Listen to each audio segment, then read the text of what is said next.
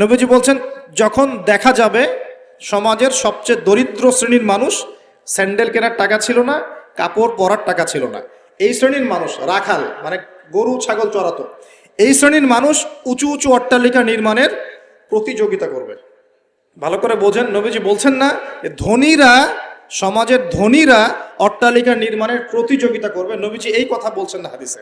নবীজি বলছেন সবচেয়ে দরিদ্র শ্রেণীর মানুষ, রাখাল শ্রেণীর মানুষ, স্যান্ডেল নাই, গায়ে জামা নাই, এরা উঁচু উঁচু অট্টালিকা নির্মাণের প্রতিযোগিতা করবে। করছে কিনা?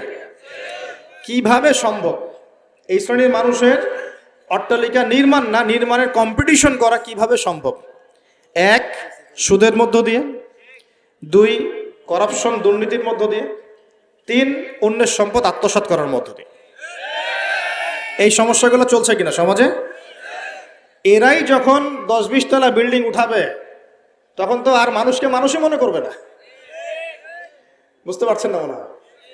এদের তো কোনো পড়াশোনা নাই, কোনো ব্যক্তিত্ব নাই, কোনো দিনই এলেম নাই, রুচিবোধ নাই, কালচার না, সামাজিক না, এর তো মানে অসামাজিক।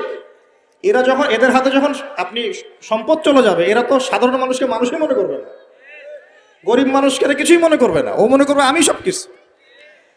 আমরা দেখেছি যার একটা বাড়ি আছে ঢাকায়, ও মানুষকে মানুষই মনে করে না, মানুষকে মানুষই মনে করে না, যে মনে করে আমি শহরের মালিক।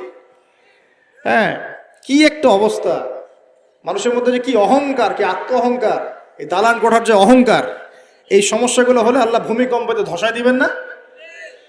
দেখেন নাই কয়দিন আগে কি হলো? গতকালকে যে কোটিপতি ছিল তার পরের দিন রুটি নিয়ে দাঁড়ায় আছে, গতকালকে আইসক্রিম বিক্রি করেছে নাচানাচি করে, তারপরের দিন বসে আছে, কিচ্ছু নাই। আল্লাহ পাক